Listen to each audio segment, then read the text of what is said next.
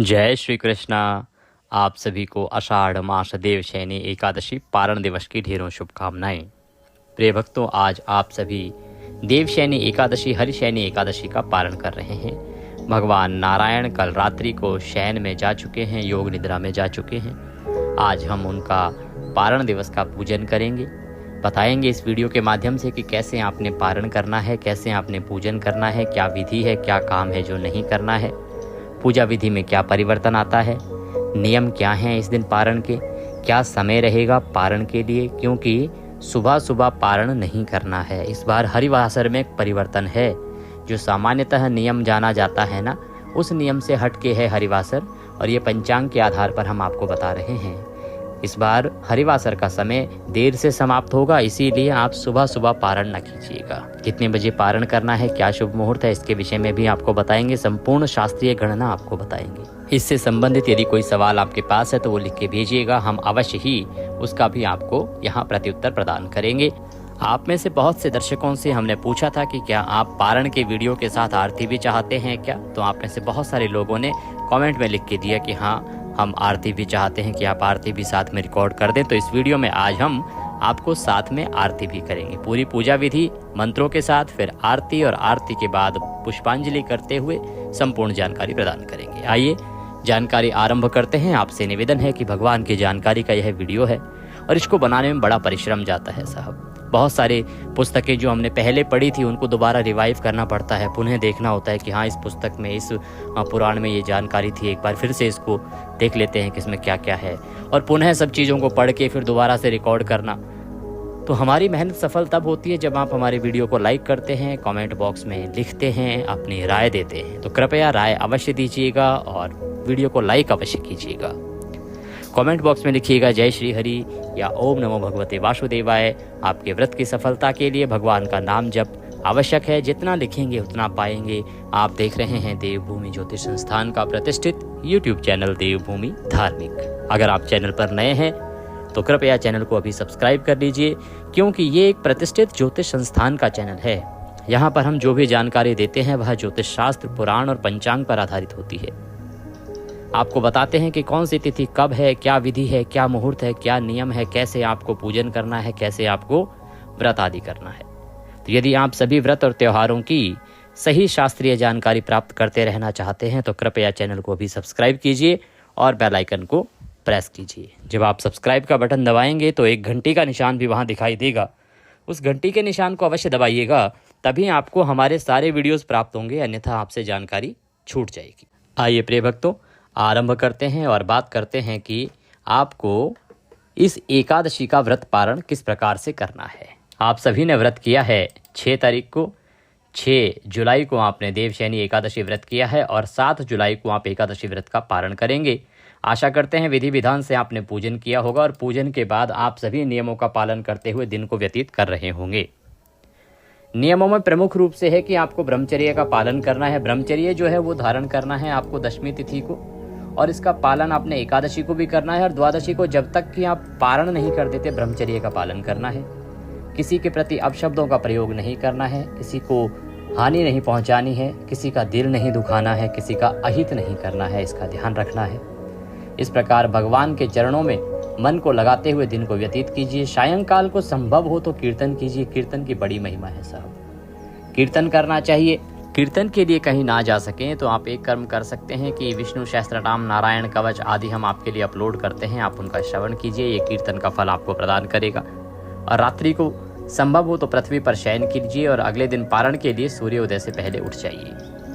ध्यान रखिएगा कि एकादशी के दिन आपको फल आहार ही केवल करना है, रात्रि को कोई आहार ग्रहण नहीं करना है, और पारण के लिए आपको सूर्योदय से पहले अवश्य उठ जाना चाहिए। प्रयास कीजिए, अगर आप ब्रह्म मुहूर्त में उठ पाएं तो सर्वोत्तम रहेगा। उठने के बाद स्नान आदि कीजिए।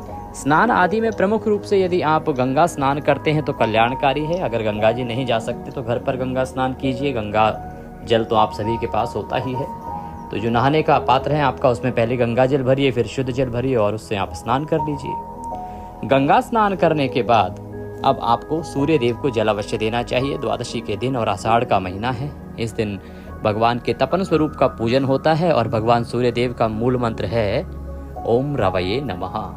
भगवान सूर्य देव की आराधना आपके जीवन के लिए कल्याणकारी है। अगर आप आज उनको अर्घ देते हैं तो आपके लिए उत्तम रहेगा। सूर्य देव को जल देने के बाद अब आपका जो पूजा स्थल है, जहां आपने एकादशी का पूजन किया है, वहां पर आसन लगा के बैठ जाइए और विधि विधान से अब हम पूजन आरंभ करेंगे।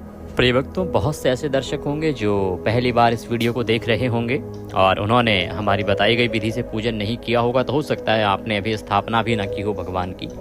तो जिन्होंने स्थापना नहीं की है भगवान की, उनके लिए आवश्यक रूप से बताते हैं कि कैसे आपने स्थापना करनी है और कैसे फिर आपने पूजन आरंभ करना है। तब तक जिन्होंने स्थापना कर रखी है और एकादशी का पूजन कल किया था, वो वहाँ की साफ सफाई करें।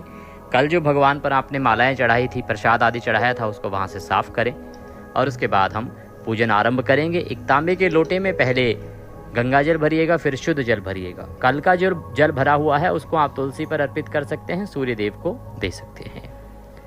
अब आप शुद्ध जल भर लीजिए दोबारा से इस लोटे में। कल का जो लोटा रखा था उसको दोबारा से मांजिए। मांजने के बाद उसमें पहले गंगा जल भरिए, फिर शुद्ध जल भरिए।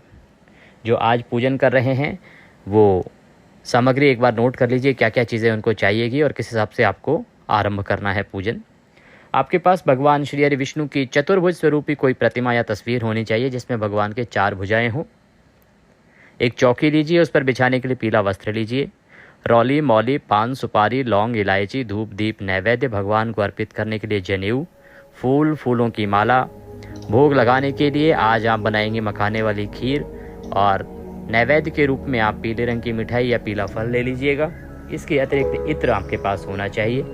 ये सामग्री है जिसको आपने एकत्र कर लेना है और आसन लगा के बैठ जाइए। अब हम स्थापना करते हुए पूजन करेंगे। तो जिन्होंने स्थापना नहीं की है वो चौकी बिछाइए और चौकी पर पीला वस्त्र बिछाइए। पीला वस्त्र बिछा के उस पर पुष्प अर्पित कीजिए, क्योंकि भगवान अब शयन में जा चुके हैं तो हम उनका आवाहन नहीं कर सकते। ये मान के चलेंगे कि भगवान हमारे सामने ही विराजमान हैं और भगवान से प्रार्थना करेंगे कि प्रभु ये पुष्प हम आपको आसन के रूप में अर्पित कर रहे हैं। पुष्प अर्पित कीजिए, भगवान की तस्वीर को स्थापित कीजिए। स्थापना करके उनके सामने घी का दिया और धूप रखिए। लोटे में आपने जल भर लिया होगा, पहले गंगा जल, फिर उसमें शुद्ध जल, और लोटे को भर लीजिए। आइए अब हम पूजन आरंभ करते हैं। सबसे पहले आप अपने आप को पूजा के योग्य करना होता है आपको, तो आप पहले जलाचमनी करेंगे। पहले सीधे हाथ पे चम्मच से जल लीजिए। लोटे में जो जल भरा है ना, उसमें से एक छोटे से चम्मच से सीधे हाथ पे जल लीजिए। हस्तो प्रक्षालनम, हाथ धो लीजिए। हाथ धो के एक एक मंत्र पर एक एक चम्मच जल आपने स्वयं ग्रहण करना है, जलाचमनी करनी है। ओम माधवाय नमः, जल लीजिए पी जाइए। ओम केशवाय नमः, जल लीजिए पी जाइए। ओम नारायणाय नमः, जल लीजिए पी जाइए। ओम ऋषिकेशाय नमो नमः, हस्तो प्रक्षालनम, हाथ धो लीजिए। अपने आप को तिलक कीजिए, मौली बांधिए। पारिवारिक जन यदि बैठकर पूजन कर रहे हैं साथ में तो उन्हें भी तिलक कीजिए और मौली बांधिए। अब आप पूजा के लिए तैयार हैं। भगवान के सामने एक पात्र रख दीजिए, कटोरी आदि रख दीजिए, उसी में आप पूजा की सामग्री अर्पित कीजिएगा। इससे होगा क्या कि सामग्री जो है इधर उधर फैलेगी भी नहीं और पैरों में भी नहीं आएगी। भगवान श्री हरि विष्णु को सबसे पहले पद्य, अर्घ्य, आचमनी अर्पित करेंगे। तो इसके निमित्त एक एक चम्मच जल एक एक मंत्र पर आप भगवान को अर्पित कीजिएगा। ओम भूर्भुवस्सुः श्री बलभद्राय नमः, सुभद्राय नमः, श्री जगन्नाथाय नमो नमः। देवशयनी एकादशी व्रत पारण पूजन अंतर्गते भगवान श्री हरि विष्णु निमित्तार्थाय पद्यम समर्पयामि। पद्य के रूप में एक चम्मच जल भगवान को अर्पित कीजिए। ओम भूर्भुवस्सुः श्री नारायणाय नमः, अर्घ्यम समर्पयामि। अर्घ्य के रूप में एक चम्मच जल अर्पित कीजिए। ओम भूर्भुवस्सुः श्री वासुदेवाय नमः, आचमनीम समर्पयामि। आचमनी के रूप में एक चम्मच जल अर्पित कीजिए। पद्य, अर्घ्य, आचमनी करा के भगवान को स्नान कराएंगे। स्नान कराने के लिए एक चम्मच जल अर्पित कीजिएगा और जो प्रतिमा पर पूजन कर रहे हैं वो प्रतिमा को नहलाइएगा। ओम भूर्भुवस्सुः श्री वासुदेवाय नमः, स्नान निमित्तार्थाय जलम समर्पयामि। स्नान कराइए। अब पंचामृत से स्नान कराएंगे। तो पंचामृत बनाइए कच्चा दूध, दही, घी, शक्कर और गंगा जल से। शहद का प्रयोग नहीं करना है। हम पहले भी बता चुके हैं कि एकादशी के अनुष्ठान में शहद वर्जित है। दशमी तिथि को ही शहद का त्याग कर देना चाहिए। एकादशी को भी नहीं और द्वादशी को भी पूजन में आप शहद प्रयोग नहीं करेंगे। तो पंचामृत बनाइए बिना शहद के, गंगा जल उसमें लगाइएगा 5वां, कच्चा दूध, दही, घी, शक्कर और गंगा जल से। पंचामृत बनाइए। पंचामृत से भगवान को स्नान कैसे कराएंगे ये तो तस्वीर है, तो फूल पर पंचामृत लगा लीजिए और वह भगवान को अर्पित कीजिए। ओम भूर्भुवः स्वः श्री वासुदेवाय नमः। पंचामृत स्नान निमित्तार्थाय पंचामृतम समर्पयामि। पंचामृत अर्पित कीजिए। अब आप भगवान को शुद्धोदक स्नान कराएंगे शुद्ध जल से। ओम भूर्भुवः स्वः श्री वासुदेवाय नमः। शुद्धोदक स्नान निमित्तार्थाय शुद्ध जलम समर्पयामि। शुद्ध जल अर्पित कीजिए। शुद्ध जल से नहलाने के बाद भगवान को वस्त्र अर्पित करेंगे। वस्त्र अर्पित करेंगे। वस्त्र के रूप में एक मौली का टुकड़ा तोड़ लीजिए। मौली तोड़िए और वह मौली भगवान को अर्पित कर दीजिएगा। ओम भूर्भुवः स्वः श्री वासुदेवाय नमः। वस्त्रम समर्पयामि। वस्त्रम उपवस्त्रम यज्ञोपवीतम। यज्ञोपवीत क्या? जनेऊ लीजिएगा। जनेऊ को रौली कुमकुम आदि से तिलक कर लीजिए और वह जनेऊ भगवान को अर्पित कीजिए। ओम भूर्भुवः स्वः श्री वासुदेवाय नमः। यज्ञोपवीतम समर्पयामि। यज्ञोपवीत अर्पित कीजिए। यज्ञोपवीत अर्पित करने के बाद अब आप भगवान को इत्र अर्पित करेंगे। इत्र को फूल पर लगा लीजिए। रुई है तो रुई पर लगा लीजिए। इत्र को लगाइए फूल या रुई पर और वह अर्पित कीजिए। ओम भूर्भुवः स्वः श्री वासुदेवाय नमः। इत्रम समर्पयामि। इत्र अर्पित करने के बाद भगवान को तिलक करेंगे। रौली कुमकुम आदि से तिलक कीजिए नारायण को। ओम भूर्भुवः स्वः श्री वासुदेवाय नमः। तिलकम समर्पयामि। तिलक करके और अब पुष्प अर्पित करेंगे। माला है तो माला पहनाएंगे। ओम भूर्भुवः स्वः श्री माधवाय नमः। पुष्पम समर्पयामि। माल्यार्पणम कुरुः। माला है तो माला पहनाइए। पुष्प अर्पित कीजिए नारायण को। पुष्प अर्पित करने के बाद अब आप दूर्वा अर्पित करेंगे। जी हाँ, दूर्वा घास होती है ना, तो दूर्वा इसलिए आपको अर्पित करनी चाहिए क्योंकि शास्त्र कहते हैं, पुराण कहते हैं कि जो देवशयनी एकादशी से और देव उठनी एकादशी तक भगवान को दूर्वा अर्पित करता है, भगवान श्री हरि विष्णु से अति प्रसन्न होते हैं और उसके घर में धन धान्य के भंडार होते हैं। वह मनुष्य पृथ्वी पर सभी प्रकार के सुख और ऐश्वर्यों को भोगता है और उसके बाद भगवान के परम धाम को जाता है। इसीलिए दूर्वा का जो नियम है, यदि आप चतुर्मास के लिए भी ग्रहण कर पाएँ, धारण कर पाएँ, बड़ा कल्याणकारी रहेगा। दूर्वा प्रतिदिन आप भगवान नारायण को अगर मस्तक पर दूर्वा चढ़ाते हैं तो यह भगवान को अति प्रसन्न करता है। आपने अगर कथा सुनी होगी ध्यान से, तो कथा में भी यह वृतांत आया था कि आपको ये नियम अगर लेना है, ये नियम आप उठाते हैं और 4 महीने निभाते हैं तो आपके जीवन के लिए, आपके परिवार के लिए कल्याणकारी है, क्योंकि ये आपको आर्थिक रूप से सुदृढ़ बनाएगा, धन धान्य की प्राप्ति कराएगा और भगवान का सानिध्य तो प्राप्त करेंगे आप। तो आपको इस एकादशी के पारण से ही इसको आरंभ करना है और अगर नियम नहीं भी ले रहे हैं तो भी इस एकादशी के पारण में आपको दूर्वा अवश्य अर्पित करनी चाहिए। दूर्वा घास आपके आसपास से मिली जाएगी। जो लोग शहरों में रहते हैं तो वहाँ पार्क में मिल जाती है घास, वहाँ पर अर्पित कीजिएगा। तो दूर्वा लीजिए और अर्पित कीजिए। ओम भूर्भुवः स्वः श्री वासुदेवाय नमः। दूर्वांकुरम समर्पयामि। दूर्वा के बाद अब भगवान को धूप दिखाएंगे और दीप दिखाएंगे। धूप और दीप आपने प्रज्वलित कर लिया होगा। ये तभी प्रज्वलित कर लेना है जब आप आचमनी कर रहे हैं आरंभ में। ओम भूर्भुवः स्वः श्री वासुदेवाय नमः। धूपम अर्पयामि। ओम भूर्भुवः स्वः श्री वासुदेवाय नमः। दीपम दर्शयामि। धूप दिखाइए, दीप दिखाइए भगवान को। धूप दीप दिखा के नैवेद्य अर्पित कीजिए। नैवेद्य के रूप में आप पीला फल, अगर है तो पीला फल चढ़ाइए, या पीले रंग की कोई मिठाई है तो मिठाई चढ़ाइए। ओम भूर्भुवः स्वः श्री वासुदेवाय नमः। नैवेद्यम समर्पयामि। जलाचमनिम कुरुः। नैवेद्य अर्पित करके और फिर जलाचमनी कराएंगे भगवान को। तो 1 चम्मच जल लीजिए और नारायण को जलाचमनी कराइए। ओम भूर्भुवः स्वः श्री वासुदेवाय नमः। जलाचमनिम समर्पयामि। जलाचमनी के बाद भगवान को तांबूल अर्पित किया जाता है, तो तांबूल अर्पित करेंगे। पान का एक पत्ता लीजिए, उस पर 2 लौंग, 2 इलायची और 1 सुपारी रख लीजिए और वह भगवान को अर्पित कीजिए। ओम भूर्भुवः स्वः श्री वासुदेवाय नमः। तांबूलम समर्पयामि। तांबूलम पूंगी फलम शुभ दक्षिणायाम शुभदो वरदो भवः। अब आप भगवान को जो भी दक्षिणा अर्पित करना चाहते हैं वह दक्षिणा अर्पित कीजिएगा। ओम भूर्भुवः स्वः श्री वासुदेवाय नमः। शुभ दक्षिणायाम समर्पयामि। दक्षिणा अर्पित करके भगवान को प्रणाम कीजिए। अब आप पारण के दिन सुनी जाने वाली तुलसी माता की कथा सुनिए, विष्णु सहस्त्र नाम का श्रवण कीजिए। आपके लिए दोनों ही वीडियो हमने अपलोड किए हैं, विष्णु सहस्त्र नाम भी और तुलसी माता की कथा भी, उनको सुनिए। सुनने के बाद भगवान की आरती करेंगे। आरती करने के बाद महत्वपूर्ण प्रक्रिया आती है, वो है पुष्पांजलि। उसके बिना ना पूजा पूरी होती है, ना ही किसी व्रत पूजन का पुण्य फल प्राप्त होता है। वो होती है बाद में प्रक्रिया। फिर आपको बताएंगे कि क्या आपको भोग लगाना है, कैसे भोग लगाना है, क्योंकि ये सब चीज़ें सीक्वेंस में चलती हैं कि पहले ये फिर ये फिर ये। कथा आदि सुनने के बाद, विष्णु सहस्त्रनाम आदि सुनने के बाद भगवान की आरती करेंगे। आइए आरती करते हैं। आरती के लिए जोत सजा लीजिए। जो आपने अभी जो दीपक जलाया था आरंभ में, उसको उठाना नहीं है। आरती के लिए अलग से कर्पूर आदि से आप दूसरा दीपक बनाइए, क्योंकि ये जो दीपक है ना, ये आपकी पूजा के साक्षी देव होते हैं, इनको नहीं उठाना होता है। तो आरती लगाइए अलग से और आरती आरंभ करेंगे भगवान की। आरती आप ओम जय जगदीश हरे से ही करेंगे।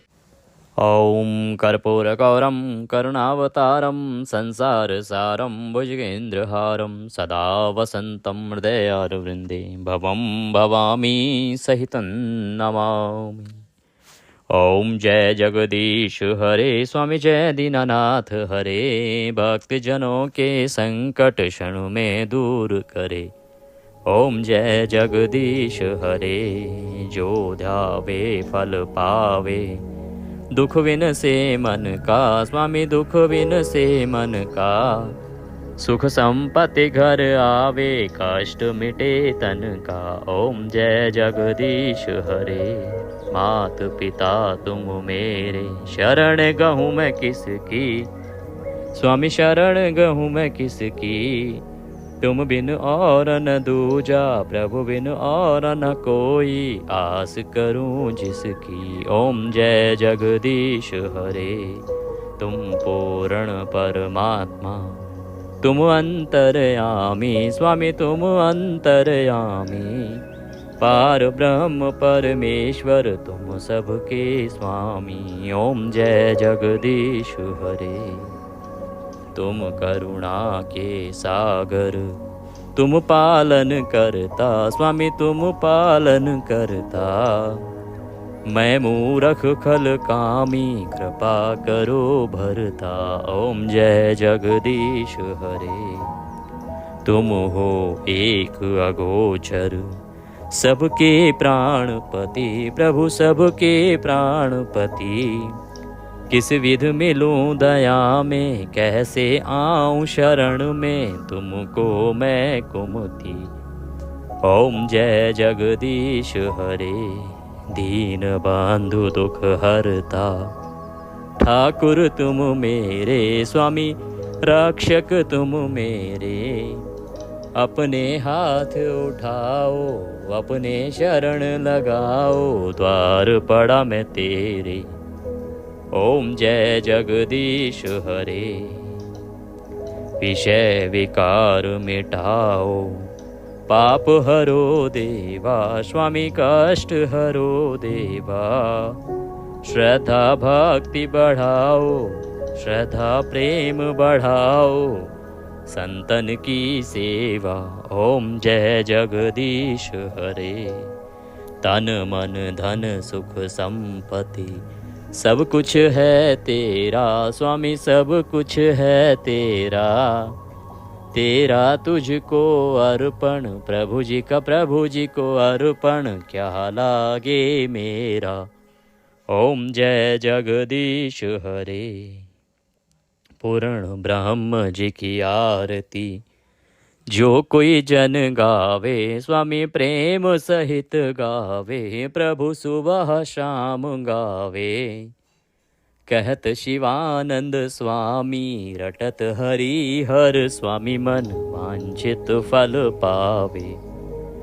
ओम जय जगदीश हरे, ओम त्वमेव माता च पिता त्वमेव, त्वमेव बन्धुश्च सखा त्वमेव, त्वमेव विद्या द्रविणं त्वमेव, त्वमेव सर्वं मम देव देवः, मंत्रहीनं क्रियाहीनं भक्तिहीनं सुरेश्वरः, यत् पूजितं मया देवो परिपूर्णं तदस्तु मे, यदक्षरपदभ्रष्टं मात्राहीनं च यद्भवेत् तत्सर्वक्षम्यतां देवो प्रसीदाय परमेश्वरः। इसके बाद शीतलीकरण कीजिए जल से शीतलीकरण कीजिए आरती का, फिर भगवान को पहले आरती दीजिए। भगवान को आरती देने के बाद आप स्वयं आरती लीजिए। पारिवारिक जन जो हैं आपके, उन सबको आरती दीजिए। आरती देने के बाद आपने भगवान को भोग लगाना है। भोग में क्या, देखिए एकादशी ये जो है ना, देवशयनी एकादशी, इस पर आप केसर युक्त मखाने की खीर का भोग लगा सकते हैं, और केसर ना हो तो बिना केसर के भी मखाने की खीर का भोग लगा सकते हैं। ये उत्तम है, इस एकादशी के लिए यही भोग कहा गया है। ये ना हो तो कोई दोष नहीं है, आप पीले चावल का भोग भी लगा सकते हैं, ये सभी एकादशियों के लिए उपयुक्त रहता है।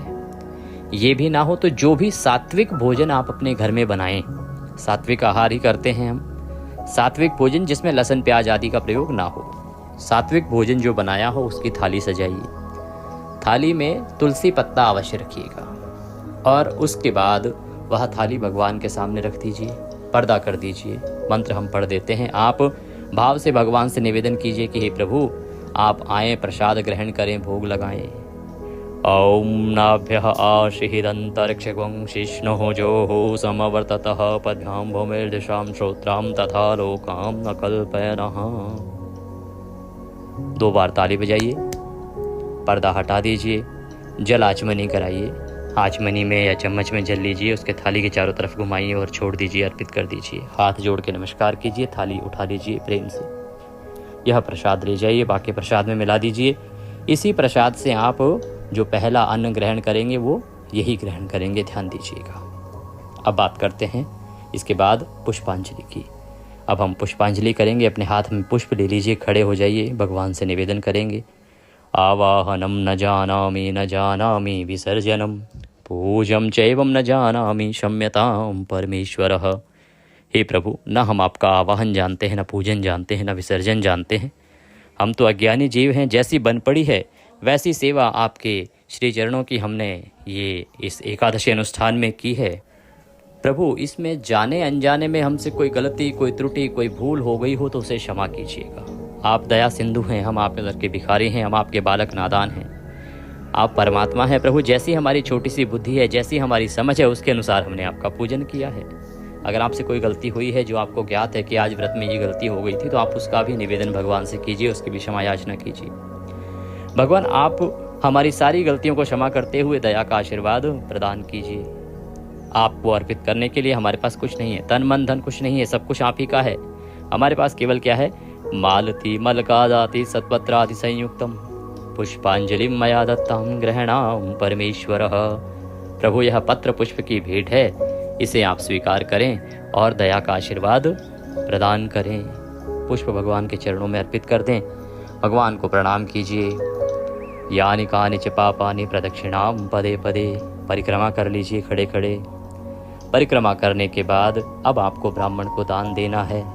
दान योग्य ब्राह्मण को दीजिए, वेद पाठी ब्राह्मण को दीजिए, मंदिर में जाके दे सकते हैं, कोई योग्य ब्राह्मण आपके आसपास रहता है वहाँ दे सकते हैं। दान में आप रुपये की दक्षिणा दे सकते हैं, इसके अतिरिक्त अन्न दान दे सकते हैं। आपने जो थाली निकाली है उसके साथ आप दक्षिणा रख के भेज सकते हैं। इस प्रकार की सामग्री के साथ भी आप दान दे सकते हैं, परंतु ब्राह्मण के निमित्त दान दक्षिणा देने के बाद ही आपको व्रत का पालन करना चाहिए। यदि आप कोई भी दक्षिणा राशि हमें भेजना चाहते हैं तो कमेंट बॉक्स में लिख के पूछ लीजिएगा, हम आपको जानकारी प्रदान कर देंगे, वहां आप भेज दीजिएगा।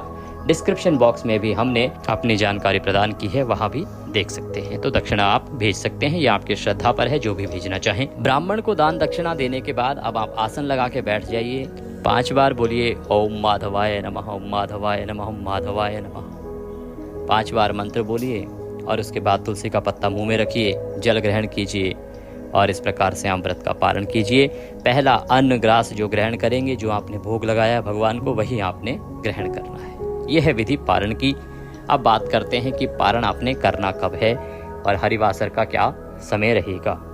प्रिय भक्तों, सामान्यतः जो जानकारी है हम भी आपको सदा ही एक सरलीकरण के रूप में बताते रहे हैं कि भाई एकादशी के जो शुरू के 5-6 घंटे होते हैं, 5.5 घंटे, वो हरिवासर का समय होता है। और होता भी यही आया है कि 5.5 घंटे में हरिवासर का समय आता है और वो निकल जाता है। पर कभी कभार ग्रहों की गणना कुछ इस प्रकार से हो जाती है, ग्रहों की चाल कुछ इस प्रकार से हो जाती है कि जो योग है वो ऊपर, क्योंकि हरिवासर कोई निश्चित वो नहीं है कि इसी समय पे आ गया, हर एकादशी के पहले 5.5 घंटों को हम हरिवासर मान लें, ऐसा नहीं है। वो ज़्यादातर समय पर वैसे योग जो बनता है वो उसी समय पे आता है, द्वादशी के पहले 5.5 घंटे में ही आके वो समाप्त हो जाता है। परंतु ये ग्रहों की चाल पर भी निर्भर करता है। इस बार जो ग्रह गणना है, जो पंचांग में भी वर्णित है, मेरे पास पंचांग है, राजधानी पंचांगम है, देवी दयालु भी है। पंचांग में अगर आप देखेंगे, कोई भी विद्वान जन इसको देख रहे हैं, सुन रहे हैं, तो आप पंचांग में देखिएगा। पंचांग में भी लगाया है कि सुबह 7 तारीख को सुबह 7:51 तक हरिवासर का समय रहेगा। इसीलिए पारण इसके उपरांत ही किया जाना चाहिए, क्योंकि हरिवासर का जो समय है ना, ये बना ही व्रत के लिए है। इसके बाद ही आपको व्रत करना चाहिए। तो हरिवासर क्योंकि 7:51 पे समाप्त हो रहा है, और ये मेरी नहीं, पंचांग की गणना है। और क्योंकि आजकल यूट्यूब पर बहुत सारे लोग हैं, अजीब सी बातें कर देते हैं, मुझे बिल्कुल ये चीज़ें अच्छी नहीं लगती हैं। तो मैं आपको पंचांग के जो हमारा पेज है उसकी स्क्रीनशॉट भी अपनी टीम को बोलूँगा कि वो एडिट करके आपके यहाँ डालें, जिससे कि आप स्वयं भी उसको देख पाएँ और पढ़ पाएँ। क्योंकि यहाँ पर हम जो जानकारी देते हैं वो सही जानकारी देते हैं। हम लोगों को ना तो भ्रमित करने का काम करना चाहते हैं, ना ही लोगों में असमंजस पैदा करने का काम करना चाहते हैं। जो पंचांग कह रहा है, जो गणना कह रही है, उसके अनुसार हम आपको बता रहे हैं। तो इस प्रकार से आप पारण कीजिएगा। 7 तारीख को 7:51 पर हरिवासर खत्म होगा, तो 8 बजे के बाद। एक चीज़ और, अगर आप राहु काल में विश्वास करते हैं, वैसे तो राहु काल पारण पे लागू नहीं होता है, पर बहुत से लोग बहुत अधिक विश्वास करते हैं इन चीज़ों में। तो राहु काल का समय सोमवार को होता है 7:30 से 9। तो आप या तो 9 बजे के बाद कर लीजिए अगर आप राहु काल में बहुत ज़्यादा विश्वास रखते हैं तो, अन्यथा आप 8 बजे के बाद पारण कर सकते हैं, कोई दोष नहीं है। ये थी जानकारी एकादशी पारण से संबंधित। जानकारी थोड़ी भी अच्छी लगी तो लाइक अवश्य कीजिएगा। बड़ी महत्वपूर्ण वीडियो है, तो आप हो सके तो अधिक से अधिक लोगों को भेजिए, जिससे कि बाकी लोगों का व्रत भी खंडित होने से बचे और सभी लोग सही प्रकार की जानकारी को प्राप्त कर सकें। नारायण सब पर कृपा करें। हरे कृष्ण।